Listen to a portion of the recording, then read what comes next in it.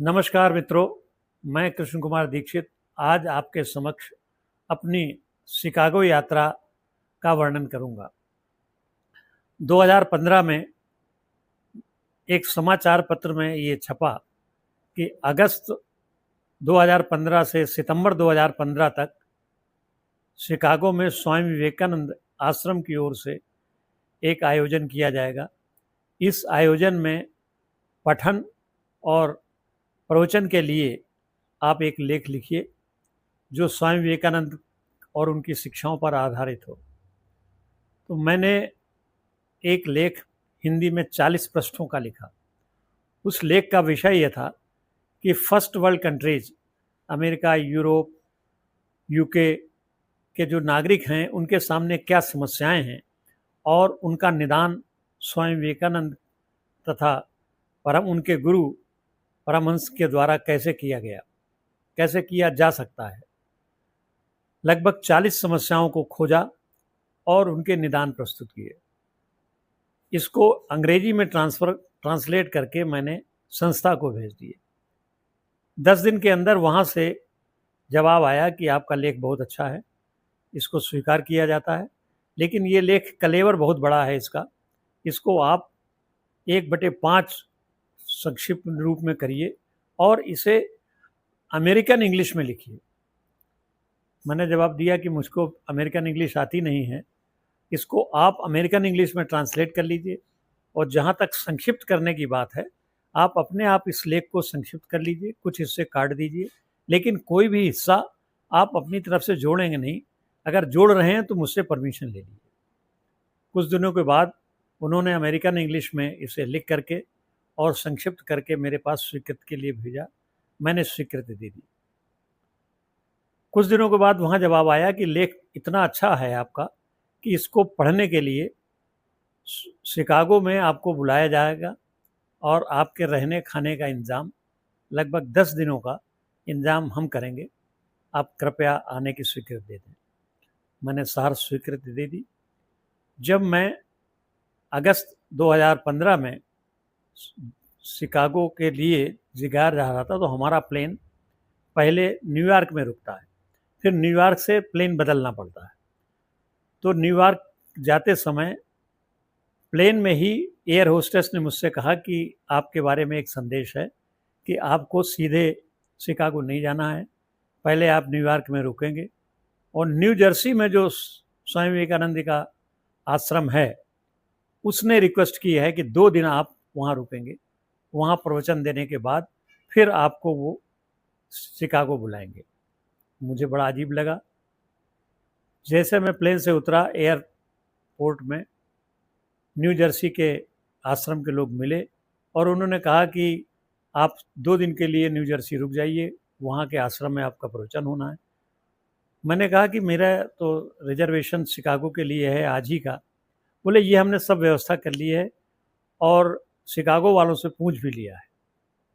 खैर मैं रुका वहाँ। शिकागो जाने में विलम्ब हुआ और लेकिन फिर भी मैंने वहाँ शिकागो के जो अध्यक्ष थे उनसे फ़ोन से बात कर ली।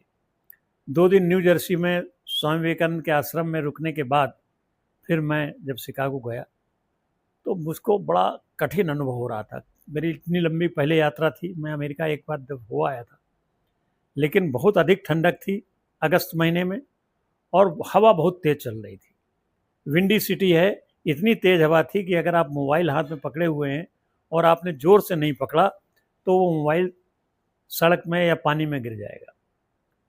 अब जिस समय मेरा भाषण तय हुआ, अमेरिका के सिक्योरिटी के लोग आ गए और उन्होंने मेरा पूरा भाषण का एक एक शब्द देखा, सुना, उसे टेप किया और ये कहा कि यही भाषण जो आपका टेप है यही सुनाया जाएगा, एक भी शब्द आप बाहर नहीं बोलेंगे। मैंने लिखित दे दिया।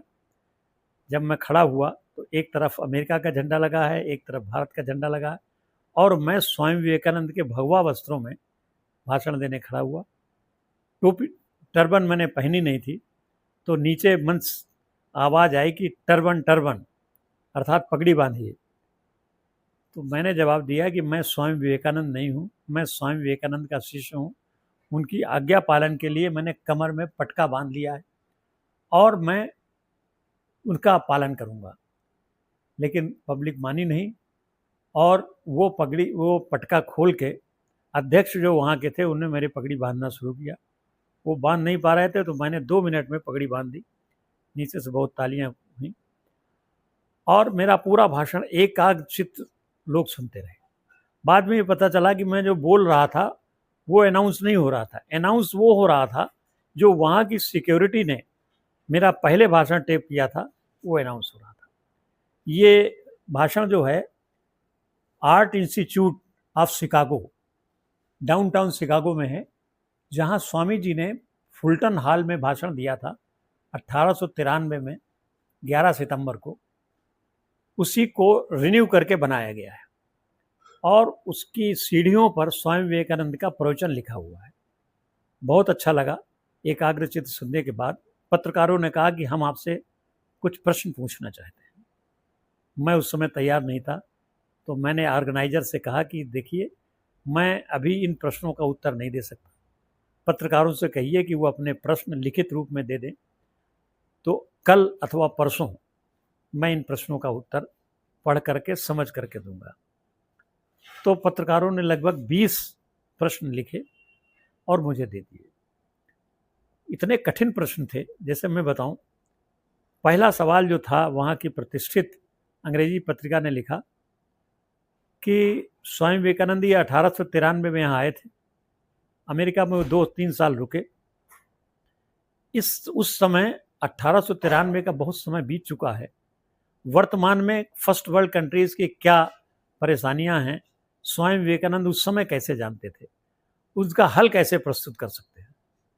दूसरा प्रश्न एक पत्रकार ने लिखा कि भारतवर्ष से आप आए हैं, स्वामी विवेकानंद भारतवर्ष के हैं।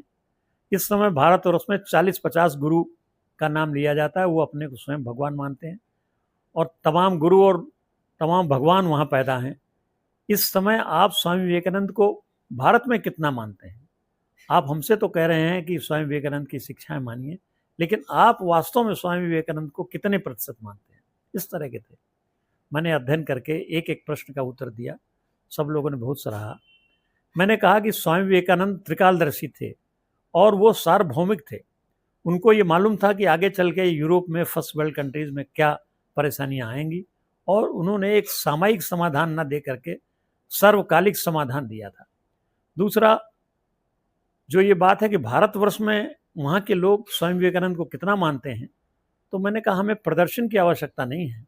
स्वामी विवेकानंद की शिक्षाओं को हमने हृदय में धारण कर लिया है और हम उसको मन, आत्मा और हृदय से मानते हैं, इसलिए हम सफल हैं। जैसे हम अपने पिताजी के रोज पैर नहीं छूते हैं, लेकिन मन में श्रद्धा का भाव रहता है, इसी तरह स्वामी विवेकानंद जी के लिए है।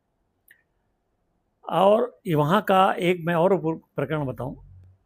मैं अपने निवास स्थान से डाउनटाउन शिकागो के लिए जा रहा था, तो जिस टैक्सी में मैं था, उस टैक्सी वाले ने मुझसे कोई पैसा नहीं लिया, क्योंकि मैं स्वामी विवेकानंद के कपड़े पहने था और एक मोनोग्राम लगाया था।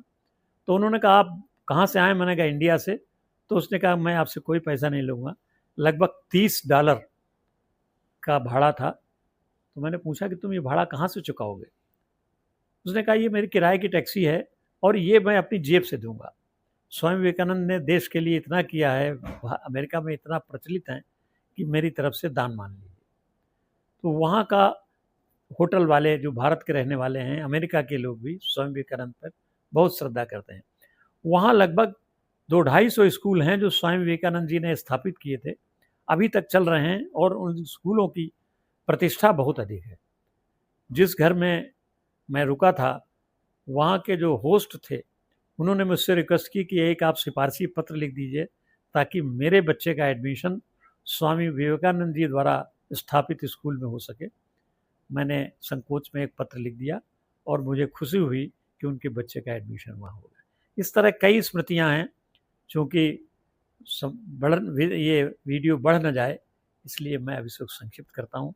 मेरा जीवन उस दिन से बदल गया और लगा कि स्वामी विवेकानंद वहाँ के अमेरिका की रग रग में बसे हुए हैं, लेकिन भारतवर्ष में हम उनका उतना सम्मान नहीं करते जितना अमेरिकी लोग करते हैं। तो मेरा निवेदन है कि यदि ये वीडियो आपको पसंद आया हो तो इसे लाइक करें, सब्सक्राइब करें और इस पर अपनी प्रतिक्रिया व्यक्त करें, ताकि स्वामी विवेकानंद का जो प्रचार प्रसार है वो देश में और विदेश में हो सके। धन्यवाद। साधुवाद, नमन।